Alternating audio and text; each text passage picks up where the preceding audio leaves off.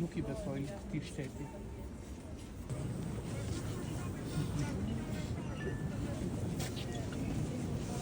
Жалното е што иако народот стварно страда, ова треба да се случува секојдневно, да излага народот на протести, на собери, затоа што, како што видовме и претходно, секогаш по било каква трагедија народот навистина е гласен, но многу брзо забораваме на болката која што ја поминуваме.